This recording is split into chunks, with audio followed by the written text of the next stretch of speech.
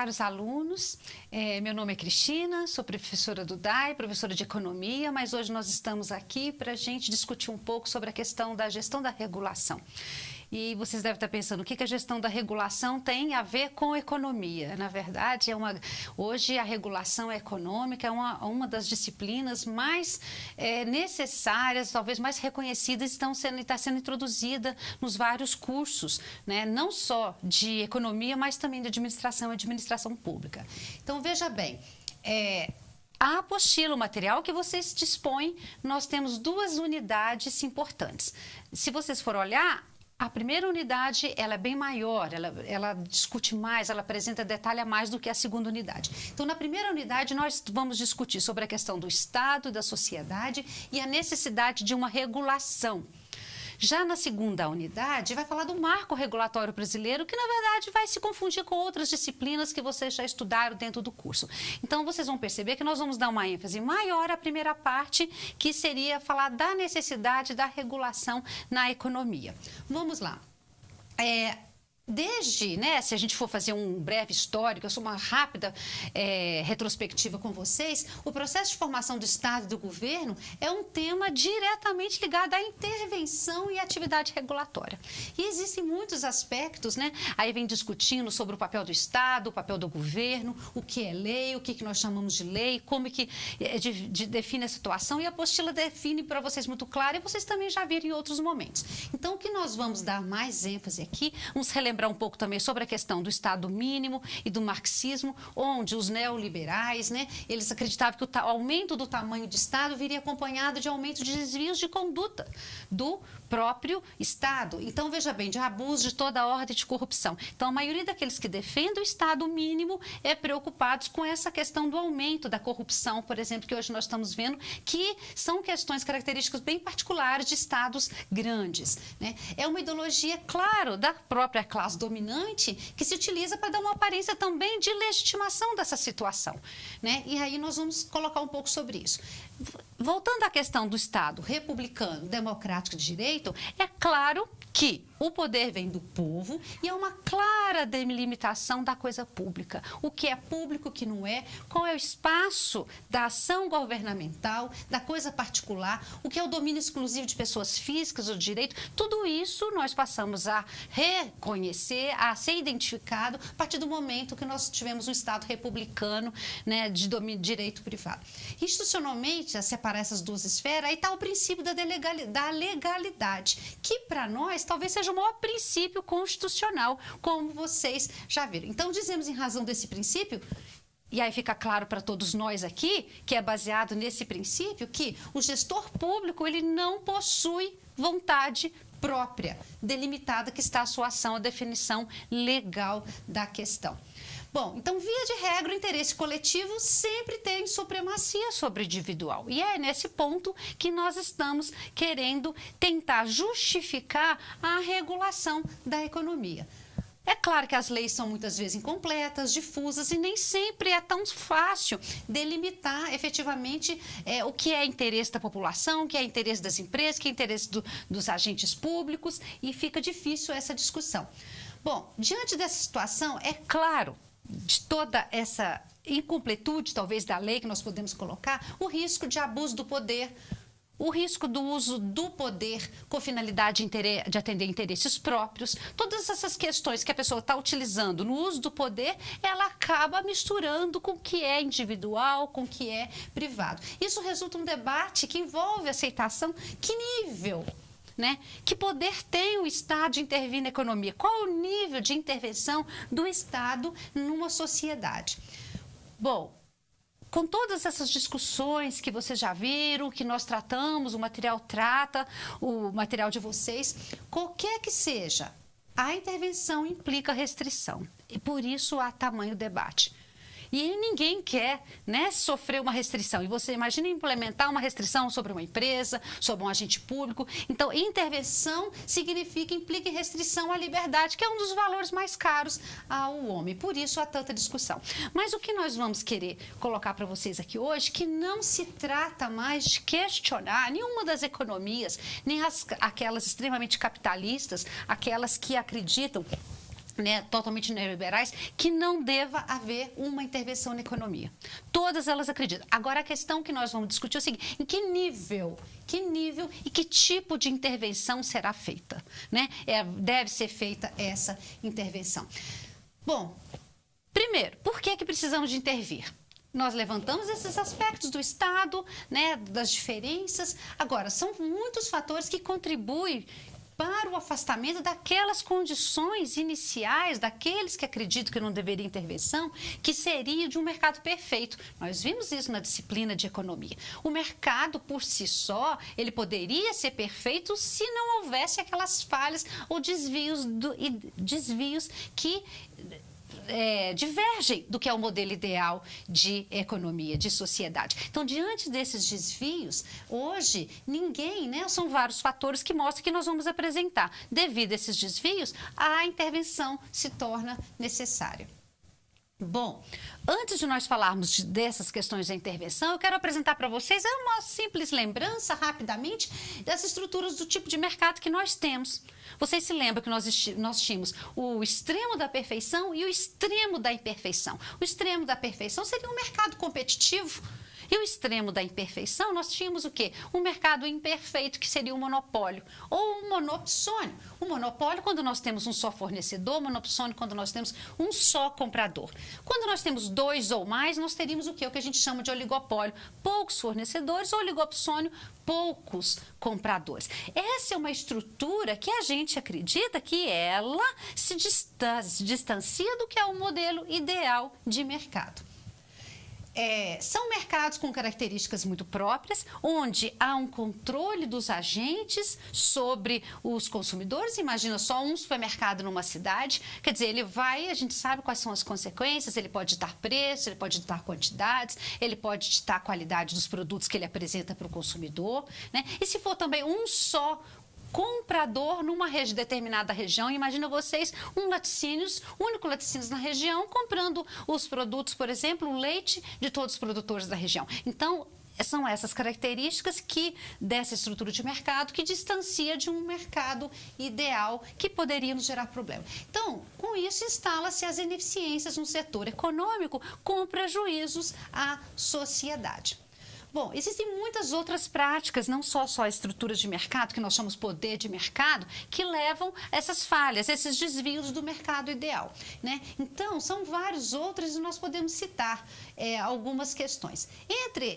Antes de eu colocar isso para vocês, nós vamos falar aí um pouco sobre a questão da função do governo, né, em termos de eficiência administrativa e econômica.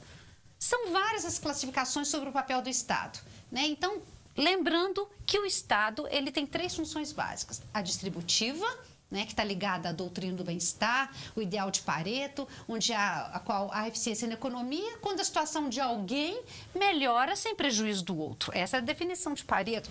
E a economia, o Estado, ela tem essa função, a distributiva. Então, nesse caso, o que o governo pode fazer? Pode desempenhar o seu papel. Os governos necessitam do poder do Estado, que é conferido aos órgãos da administração direta, para atuar contra essas situações. Então, ele pode utilizar das instituições que ele dispõe, de seus órgãos, para controlar. Por exemplo, no caso da função alocativa, refere-se à oferta de bens públicos, né, a exemplo dos monopólios naturais.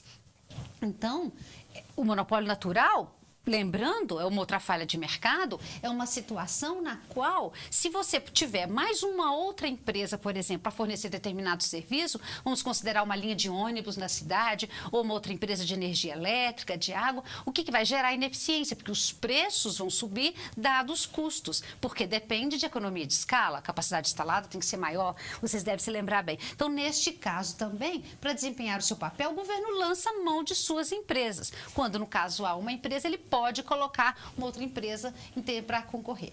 E a função estabilizadora, que deve promover o crescimento sustentável, gerenciando crises, por exemplo, e aí ele necessita o poder do Estado por meio de autoridades monetárias, pode trabalhar com diferentes políticas que nós conhecemos, né? No caso dos juros, ele pode afetar de diferentes formas, controle da inflação e todas essas questões dos preços, que o governo, no caso, ele tem o papel que a gente chama de função estabilizadora. Bom, então, como a gente pode observar, a função estatal ela é ampla, ela é complexa e ela pode ser atuada em diferentes níveis. Muitas vezes a gente acha questão só dos preços, né, de produtos, mas não é. Interfere na qualidade dos produtos, na qualidade dos serviços, na questão da segurança do trabalho. São várias formas nas quais existe uma ampla gama de instrumentos que ele pode utilizar para mitigar essas falhas de mercado que nós estamos comentando. Voltando, então, a essas falhas, porque eu queria colocar para vocês as funções, o estudo das falhas é de maior relevância, pois elas constituem a principal justificativa para a intervenção e regulação por parte do governo. Bom, juntamente com o poder de mercado, que nós falamos das estruturas de mercado concentrada, nós temos externalidades. Externalidade, às vezes, é uma questão incompreensível, porque ela pode ser tanto positiva quanto negativa. Então, vejamos bem, uma externalidade ela só ocorre quando um agente econômico, seja uma pessoa física, seja uma pessoa jurídica, sofre as consequências positivas ou negativas de uma decisão de outro agente. O caso mais claro para nós é a questão da poluição. Alguma empresa que joga detritos, resíduos químicos, produtos químicos não tratados no rio, nós sabemos a consequência para aquele pescador, aqueles moradores da proximidade, para aquelas pessoas que utilizam sua água para irrigar a horta, por exemplo. Então, é uma consequência. Mas a empresa ela fala, eu não queria prejudicar o meio ambiente, mas ela está prejudicando. Então, é uma externalidade negativa. E ela precisa de controlar essa atividade. Se ela não vai fazer nada se o governo, no caso o Estado, não regular aquela sua atividade, né? Bom, falamos já do poder de mercado, que impõe as condições frente aos consumidores, porque uma empresa só, seja compradora ou vendedora, né? E nós já vimos isso. E tem uma outra questão que talvez a gente não tenha falado tanto ainda nas disciplinas de economia, que seria a simetria de informação, que muitas vezes leva os consumidores a adquirir produtos, por exemplo, que não seria de sua preferência. Eles muitas vezes são enganados pela simetria de informação. Quem produz sabe o que produz, quem compra não tem certeza absoluta. Por isso os rótulos são necessários, todas as informações possíveis deveriam estar ali para te informar exatamente do que é que você está adquirindo, seja no caso medicamentos, qualquer outro problema que possa vir dar prejuízo à saúde, à vida da pessoa. Muito bem. A simetria de informações, com isso, ela favorece o oportunismo, porque as pessoas sabem mais informações do que você, né? Então, dentro dessa, se você pensar em termos de um empresário, seus fornecedores, os fornecedores sabem bem quais são a qualidade, o tipo de produto. Por exemplo, ele pode misturar água e outros produtos no seu leite e entregar fornecimento desse leite. Será que toda a análise é feita para todo o leite que chega nessa propriedade, por exemplo, laticínios? Então, ele pode ter esse tipo de comportamento oportunista. Por quê? Porque ele conhece o seu produto e o laticinista talvez não. Né? Agora, na hora de fazer o pagamento, o laticinista simplesmente pode dizer, bom, o preço caiu para frente e eu vou diminuir o preço de vocês. O produtor não tem certeza, ele não conhece todas as informações da cadeia para frente. Então, ele também pode vir a ser prejudicado por essa decisão. Ou seja, é o oportunismo daquele que conhece a informação. Sem falar da seleção adversa em correr risco moral, onde que muitas vezes a gente sabe da situação. Vários exemplos onde o fornecedor sabe que não pode fornecer aquele produto e ele promete e ele garante de que vai oferecer. Da mesma forma, o empresário, ele também pode agir de maneira com que ele vai esperar um determinado produto, ele pode fazer um contrato e simplesmente depois ele pode não cumprir aquele contrato e trabalhar com uma outra empresa ou absorver a tecnologia de uma e repassar para outra. São situações que podem surgir por causa de uma falha de mercado, que nós chamamos de assimetria de informações. Bom, então, em função da questão de determinados bens, eles apresentam algumas características, por exemplo, que é consumo não rival e a oferta não exclusiva. O que vencem a isso? É quando o consumo de uma pessoa não impede da outra. Então, eles são denominados bens públicos porque, logo após terem sido ofertados, torna-se difícil evitar que os outros, que aqueles que não estão pagando por ele, não aceitem. Veja o caso de uma iluminação pública. Algum morador poderia dizer, olha, eu não estou disposta a pagar pela iluminação da minha rua.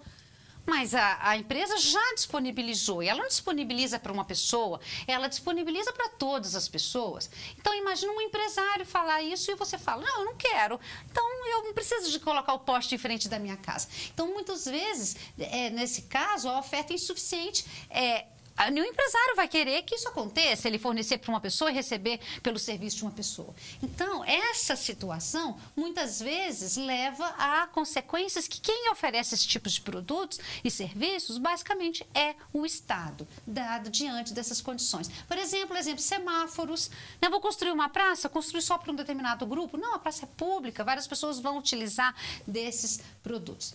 Bom, monopólio natural, nós já vimos discutido sobre essa questão, que normalmente eles ocorrem, né, em determinados tipos de serviços, que nós já falamos, onde se uma outra empresa for entrar para concorrer com essa empresa, o que está ofertando serviço, o preço do produto vai subir diante do aumento dos custos. Por isso que ele é considerado monopólio natural, ele pode estar uma empresa só atuando em determinado setor. Bom, então, diante disso, precisamos trabalhar, pensar numa política de defesa da concorrência, uma política que venha atuar nessas questões. E o que é importante a gente colocar, vocês vão falar, mas aí a restrição, isso pode vir prejudicar a economia, essas economias muito reguladas, onde que o Estado atua, né? Primeiro, é importante dizer que todas as economias são reguladas, né? Todos os exemplos que nós temos de regulação vieram de países desenvolvidos. Nós seguimos, por exemplo, muito o modelo europeu, né? Então, veja, a política de defesa da concorrência, ela busca, está na nossa lei, limitar o exercício do poder de mercado. É limitar o exercício. Pois, a princípio, o poder de mercado pode vir a prejudicar ou gerar ineficiência no seu exercício. Então, ela procura reprimir o exercício abusivo do poder, não o poder em si. Uma firma, uma empresa que ela chegou a ter um poder no mercado, pode ser porque ela é inovadora, pode ser porque ela se destacou e em relação aos demais, ela investiu em pesquisa e nenhuma outra concorrente estava disposta a fazer o mesmo. E ela está sempre inovando, ou seja, dificilmente, a gente tem casos de empresas assim, dificilmente essa empresa, ela consegue, né, outras pessoas concorrerem com ela. E por isso ela vai ser prejudicada, né? Então, essa é uma questão que a gente tem que levantar. Então, a forma de defender a concorrência ela é implementada através de 2 padrões básicos de ação. Primeiro, voltado para a conduta desses agentes no processo, de que forma com que os agentes econômicos, né, se comportam. E segundo, relacionado aos parâmetros estruturais que vão condicionar tais condutas. Pensa, qual é a estrutura que está sendo montada que está dando poder desse tipo de comportamento, vamos dizer, oportunista no mercado. Falando dessa primeira das práticas ou dessas condutas que a gente chama anticoncorrenciais.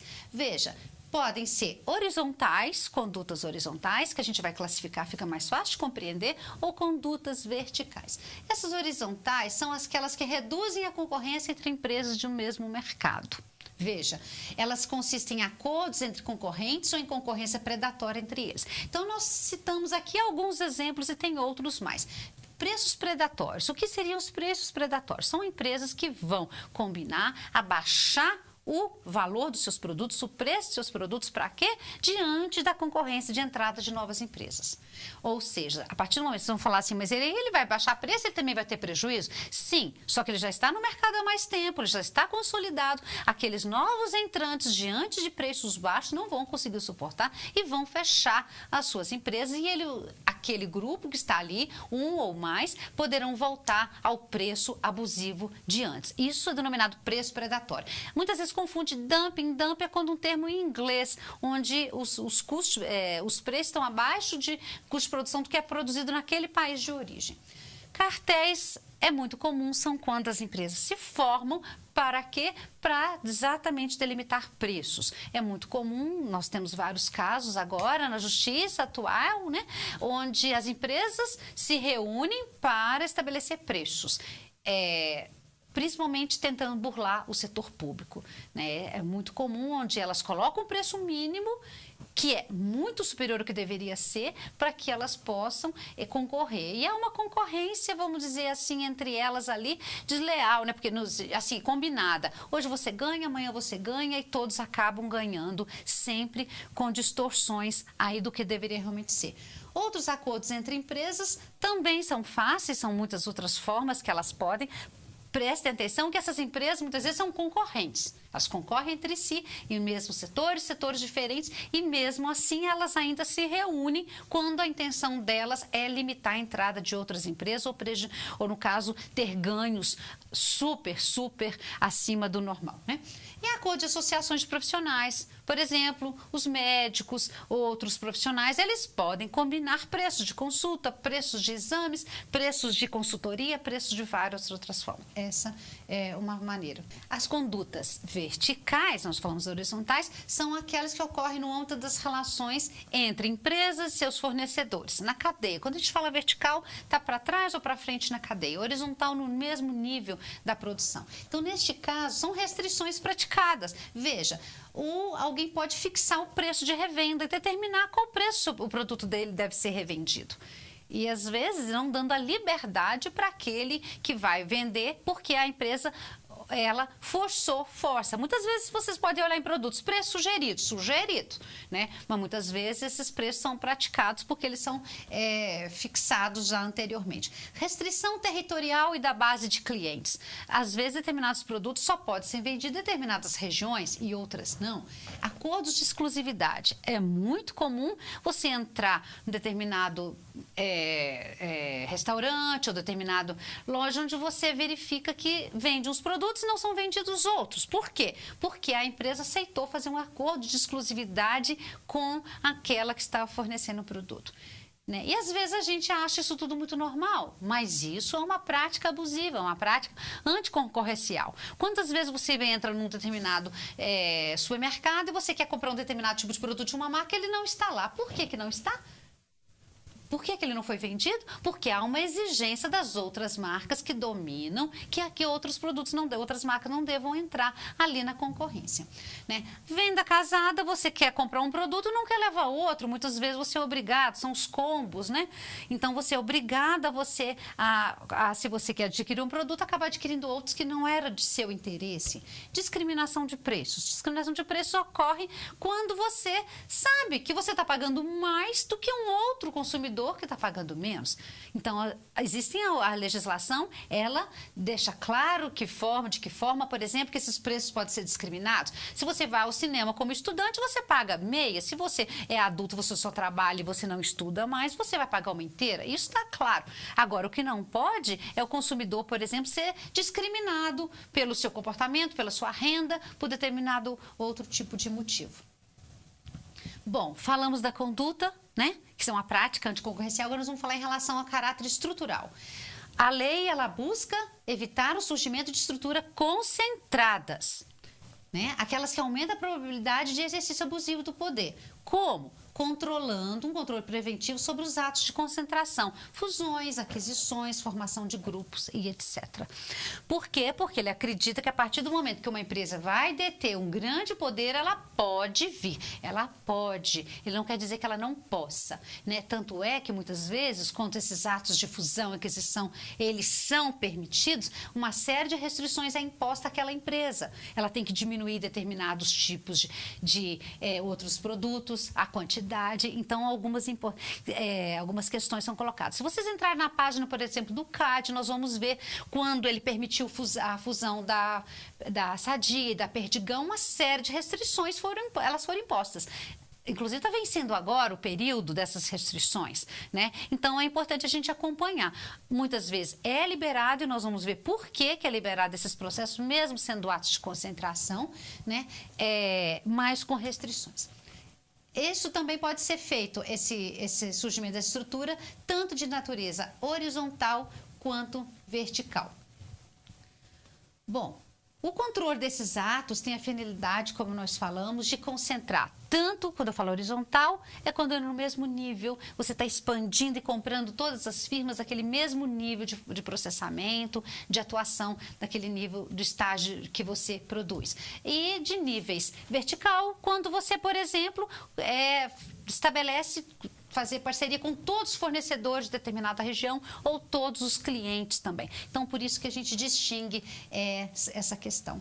desse nível horizontal e vertical. Bom, a avaliação desses atos de concentração, ela é complexa, né? Existem todos os passos que são levantados, se analisa os mercados relevantes, até que ponto aquele ato de fusão, de concentração, ele vai prejudicar determinados mercados e se faz, a partir do momento dessa avaliação, verifica-se o impacto que vai ocorrer em termos de preço, em termos de entrada ou não de novas empresas, em relação com os fornecedores, verifica-se tudo antes. O que a gente vai ver no final é que existe uma avaliação do efeito líquido.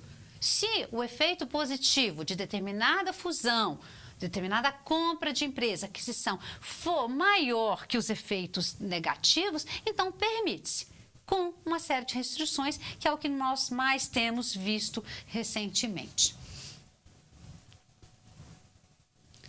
Bom, se provocar diminuição da concorrência, o passo seguinte é verificar se esses efeitos restritivos vão auxiliar nessa questão de defender a concorrência. Ou seja, se vai compensar, permitir. Se for, como a gente viu no caso da fusão da Sadia e da Perdigão, o relator do processo ele foi contrário ao processo, mas diante de tamanhas questões que foram levantadas, porque ele verificou que os preços poderiam ficar altos numa série de produtos, como, por exemplo, salsicha, pizza, presunto, uma série de produtos iria ficar alto, mas, por outro lado, todos os benefícios, né, de ser grandes empresas, de reduzir custos, de poder abaixar os preços diante do processo, então é verificado o efeito líquido, como a gente diz nesse caso. E que esses benefícios, nesse caso, tem que ser repartido tanto entre consumidores quanto entre concorrentes no setor. Bom, também é verificado que não implica eliminar a concorrência, é importante permitir e o Estado, inclusive, ele sugere, ele estimula novas empresas entrando no setor, por isso que nesse caso o período de restrição é grande para dar tempo de outras empresas conseguir superar as barreiras de grandes empresas, grandes marcas, por exemplo. Que seus efeitos restritivos se limitem estritamente necessário a atingir esses objetivos visados. Bom, as falhas de mercado, porque comprometem a eficiência, nós já vimos que precisam, então, ter mecanismos específicos para corrigi-los. São várias as justificativas, nós já discutimos essas questões, preocupação em segurar a oportunidade, eficiência, prosperidade, desenvolvimento do setor. Nós temos alguns mecanismos utilizados que a gente vai colocar rapidamente, que seria controle, entrada e saída, evitando a criação de barreiras à entrada, como nós já falamos. O Estado faz a análise, verifica, né, faz esse estabelecimento, como eu disse para vocês, se aquilo, muitas vezes, aquele ato de concentração, ele pode gerar uma grande inovação. São empresas que, para inovarem, conseguir lançar novos produtos, precisam de ter economia de escala, né?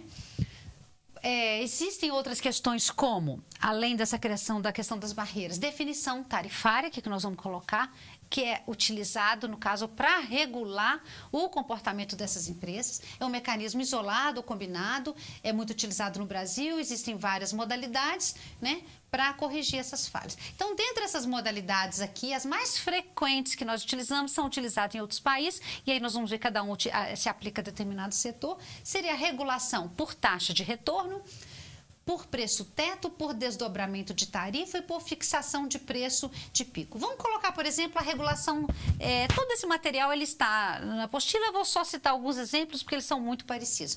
Veja a regulação por taxa de retorno. Quanto que deve ser o retorno de determinada empresa para que ela possa atuar naquele setor? Vamos ver no caso da energia. Qual que deveria ser o retorno depois de todo aquele investimento que a empresa vai ter?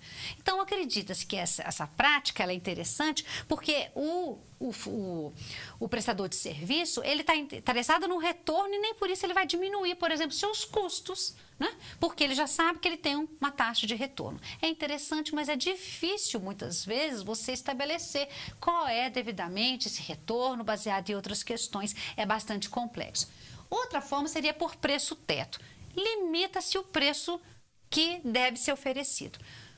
O que nós esperamos? Se eu falar para o empresário que o preço máximo do produto a ser oferecido ou serviço é aquele, ele vai tentar reduzir custos para aumentar a margem de lucro. Nessa questão, ele pode tentar inovar, ser mais produtivo, mas veja, são muitas questões que ele pode utilizar que podem vir também a prejudicar, mas auxilia nesse processo, principalmente para o incentivo à produtividade, para que ele possa conseguir reduzir custos, né, sendo que o preço ele não pode aumentar.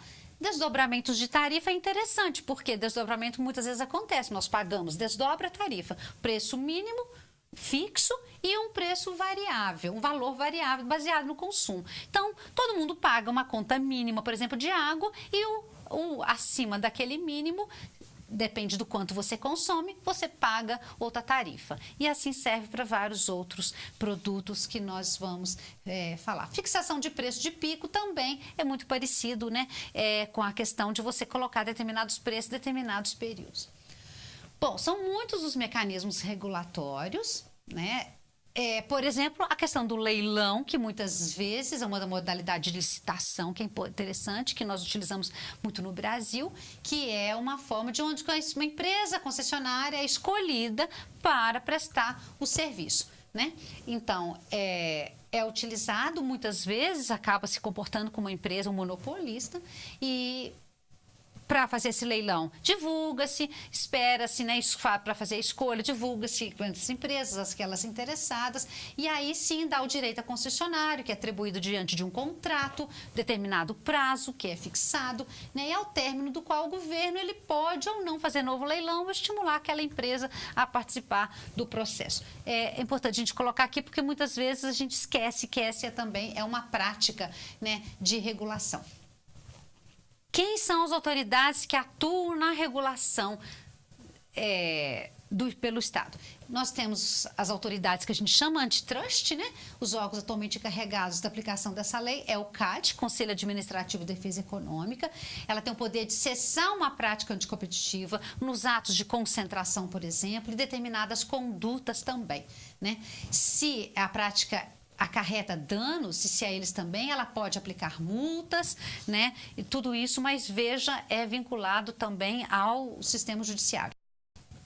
Temos a Secretaria de Direito Econômico do Ministério da Justiça, que tem a função de investigar e instruir todos os processos que vocês devem imaginar o quanto que nele é complexo. Temos o CVM, que é a Comissão de Valores Mobiliários, que está atuando bastante agora em casos muito atuais, não é isso? A SEAD, que é a Secretaria de Acompanhamento Econômico. Essa já é da estrutura do Ministério da Fazenda, que trabalha junto com a Secretaria de Defesa Econômica do Ministério da Justiça. O Bacen, que é o Banco Central do Brasil, inclusive existem muitos artigos, muito trabalho que discute a atuação de um, de outro. Às vezes tem alguma confusão do Bacen com o CAD, mas hoje essas questões estão bem delimitadas, né? Por vezes, alguma situação nova gera algumas polêmicas. São entidades que desempenham função regulatória, sem, contudo, trazer junto à sua denominação qualquer menção ostensiva à sua finalidade. Trabalham muitas vezes em conjunto. Bom, na ordem econômica e financeira da Constituição Federal, no seu artigo 173, e onde está sendo claro, na verdade ele é referido com o princípio da subsidiariedade, isso é, a oferta somente deve ser provida pelo Estado e não existindo equivalência privada. Então, o Estado ele pode atuar com as suas empresas desde que não exista uma equivalente privada. Então, veja, dessa forma, os serviços públicos, sempre de acordo com a determinação da Constituição, poderão sim ser ofertados exclusivamente em regime de monopólio pelo Estado, como nós sempre vimos, né? Isso tem tido ocorreu uma série de mudanças que nós vamos falar mais um pouquinho para frente. Para atuar. Bom, em complemento ao artigo 175 da Constituição Federal, afirma que incumbe ao poder público, na forma de lei, diretamente ou sob regime de concessão ou permissão, sempre através de licitação, a prestação de serviços públicos. Então, também é constitucional essa oferta na forma de monopólio público, que, a princípio, é uma alternativa para evitar as falhas de mercado. Se o Estado, no caso ele ser o provedor de regime de monopólio, configura-se uma situação muitas vezes considerada como seja indesejável, porque na verdade ele é o monopolista e quem está por detrás com o papel fiscalizador. Isso constitui-se numa série de falhas de mercado também. Então veja, tanto se o Estado for ofertante, né? No caso, a primeira e a segunda questão. Ofertante concorrente, ele vai ofertar um serviço para concorrer. Quanto à terceira alternativa, de ofertar em parceria com o setor privado, remete ao mesmo procedimento determinado na Constituição Federal. Então, a licitação e das suas modalidades, tanto que está normatizada aqui pela Lei 8.666, de 21 de junho de 93, que é a Lei das Licitações e Contratos na Administração Pública, que nós precisamos dar bastante ênfase. Bom, é importante deixar claro que, diante dessa lei, dada a incompletude da lei, existem várias situações, várias críticas que a gente é um processo ainda que nós sabemos dos problemas que pode surgir. Sempre pode se apontar tanto vantagens quanto desvantagens desse processo licitatório. Bom, uma vez feita a seleção, conforme a natureza do objeto, o Estado poderá adotar um dos seguintes procedimentos. Permitir ou conceder a exploração do serviço público, que termina com assim. Conferida a permissão ou firmado o contrato de concessão por parte do Estado, a sua gestão e da parte do concessionário, a oferta do serviço nas condições acordadas. Então, é isso que normalmente, às vezes, acontece. Do lado estatal, por diversas razões, o gerenciamento dos contratos será realizado por um órgão da administração direta ou por uma entidade autárquica. Então, concluindo essa questão da regulação, de todas essas falhas justificativas para a intervenção, a gente percebe o seguinte: existem falhas no mercado. Assim sendo, justifica-se, por esses motivos, a ação regulatória governamental. Porque quem vai regular? A sociedade? Quantas vezes nós nos sentimos prejudicados? Quantos de nós entramos com uma ação, recorremos? Então, porque nós esperamos, na verdade, também que o Estado faça isso por nós, porque nós elegemos aqueles que poderiam atuar em prol da sociedade, né, em relação a nós. Então, existem falhas e, por isso mesmo, existem inúmeros mecanismos para essa ação regulatória governamental, como nós vimos. Existem diferentes mecanismos e, se nós formos aprofundar, são muitos outros detalhados que a gente pode utilizar. O material de vocês tem bastante, nós estamos falando aqui de uma maneira bastante resumida, mas basicamente são essas as falhas existentes e são esses os mecanismos. Passando para a unidade 2, que a gente percebe que é uma unidade bem menor do que a primeira, ele vai falar do marco regulatório no Brasil.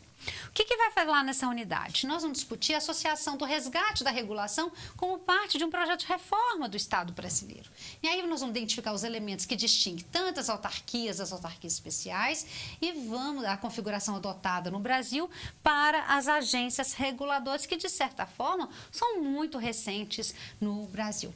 Vamos reconhecer as diferenças e semelhanças entre as agências nacionais, as estaduais e as municipais.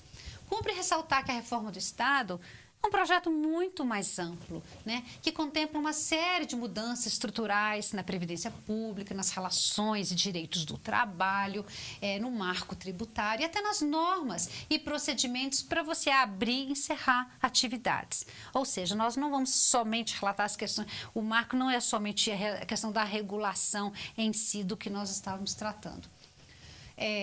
Algumas leis importantes que nós vamos citar: a Lei 8.031, veja bem, de 12 de abril de 1990, que cria o Programa Nacional de Desestatização, e dá outras providências também.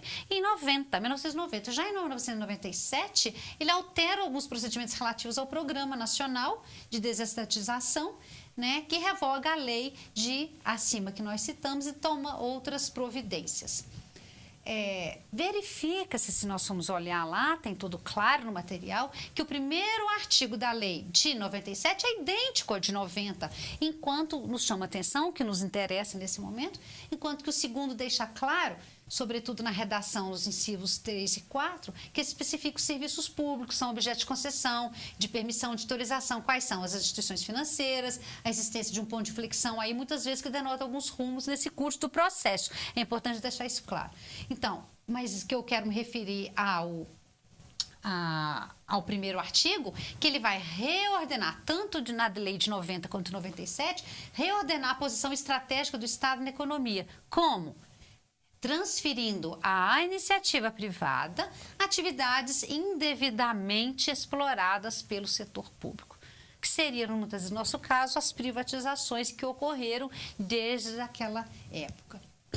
Nota também o papel decisivo conferido ao Banco Nacional de Desenvolvimento Econômico e Social como agente de fomento acionista minoritário, que é o que nós temos visto a participação do BNDES hoje, o que não muitas vezes deixa de ser um contrassenso para nós, por quê?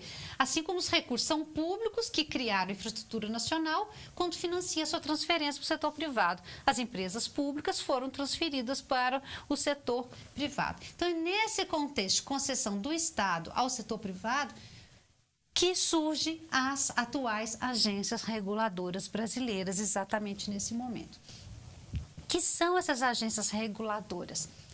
Foram concebidas como autarquias especiais, mais ou menos aí em 2000, blindadas contra o poder político. É uma expressão usual, muitas vezes, para traduzir as características dessas instituições, de você, né, manter a sua independência, autonomia. Devemos lembrar que as autarquias são entidades de direito público, portanto, detentoras de poder de Estado. A exemplo de polícia, desempenham atividades descentralizadas, especializadas, em regras muito definidas, delimitadas, e são financiados com recursos recolhidos na forma de taxas sobre a forma de tributo vinculado. Basicamente, foram os dois instrumentos utilizados para assegurar, dentro dos limites da lei, a autonomia dessas agências reguladoras. Quais são? Algumas questões características nós vamos colocar. Mandato fixo para os dirigentes, em oposição até a livre nomeação e exoneração. Eles passam a ter uma relação de vínculo, em vez de subordinação com a autoridade superior, seriam os ministérios, subsecretarias. Recursos próprios, que são repassados em conta específica a cargo dos gestores da agência. Tomada de decisão colegiada entre dirigentes, cuja escolha e nomeação requer entendimento entre o Poder Executivo e Legislativo. Nós vamos ver que muitas vezes eles são indicados pelo Presidente da República, as pessoas que atuam neste cargo aí, pois eles têm que aprovar as indicações do primeiro. Então, aparentemente, parece ser uma incoerência, mas as agências, elas são reguladas por órgãos, né, superiores. Elas também são passíveis de controle. Reunidas essas características, farão com que as agências sejam antes reconhecidas como entidades de Estado do que de governo. Veja bem essa diferença, né? Isso é, ao contrário dos demais entes, fundações e empresas. Não necessitam seguir e obedecer rigorosamente determinações do governo federal. Se for federal, estadual ou municipal, na qual elas estão vinculadas, porque nós vamos ver que existem as agências nacionais, as agências estaduais ou municipais. Bom, a partir do momento que foram criadas as primeiras agências, elas foram se desdobrando com atividades mais específicas para que possam compreender exatamente cada um desses setores. Veja, nós temos a Agência Nacional de Energia Elétrica, a ANEEL, a Agência Nacional Anatel de Telecomunicações. Veja, foram criadas em 96, 97, são as primeiras. A Agência Nacional de Petróleo, Gás Natural e Biocombustível, a ANP, de 97. A Agência Nacional de Vigilância Sanitária, que é a Anvisa. A Agência Nacional de Saúde Suplementar, 2000. Então, elas foram sendo criadas aos poucos à medida que foram necessidades específicas de cada setor. Agência Nacional de Transportes Terrestres, 2001, de Transportes Aquaviários, no mesmo período, de Cinema, que é a Ancine, em 2001, Aviação Civil, a ANAC, em 2005, e várias outras agências também foram criadas nesse período. Uma das características que distingue a maioria das agências estaduais, vocês vão falar qual a agência nacional, estadual, é a atuação dela multissetorial. As outras são bastante específicas por setores, mas dentro do Estado elas podem ter diferentes tipos de atuação. No caso, por exemplo, existe uma agência no Rio Grande do Sul, a AGEGS, que, entre outras, atua na seguinte área: saneamento, rodovia, portos, hidrovias, irrigação e etc., né? E ainda pode exercer alguma competência juntamente com as agências nacionais. Quanto à estrutura, é importante a gente lembrar que cada estado, dada a forma federativa do Estado brasileiro, ela possui autonomia administrativa, muitas vezes dentro dos estados e municípios, e aí cada caso é um caso distinto a ser analisado. Mas é importante porque às vezes a gente conhece somente as agências nacionais. Chamo atenção, nesse caso, o Conselho Superior da AGEX, que é integrado por representantes do governo estadual, dos concessionários, de consumidores, do quadro de servidores, seguindo, entretanto, um modelo de mandatos intercalados, né, e a prévia aprovação, claro, do Poder Legislativo, da Assembleia do Estado. É só para a gente chamar a atenção mesmo da existência dessas agências nos estados. Concluindo em relação a esse segundo módulo, a regulação é uma política pública, é uma política econômica e, portanto, é uma opção de governo, veja bem. Isso não quer dizer que ela deva ocorrer, é uma opção de cada governo. Então, existem diferentes alternativas e mecanismos para a sua implementação que depende, né, neste caso, não só no caso do Estado, mas de cada governo, de acordo com suas ideologias, em razão do modelo adotado, e isso depende de cada, né, governo. Cada caso vai requerer um poder específico ou de maneira que atua a imagem semelhante dos mercados, de acordo com as necessidades. Tanto é que não existe um padrão para todos os países, né? Existem as diferenças da forma americana de tratar a questão, os países europeus, eles intervêm mais, o Estado intervém mais, né, juntamente as agências estão atuando e o Brasil segue muito o modelo europeu. Bom, eu espero que vocês tenham tido, né, de uma maneira muito rápida, breve, uma noção geral do que nós estamos estudando durante essas semanas. Eu desejo uma boa sorte a todos e obrigada pela atenção.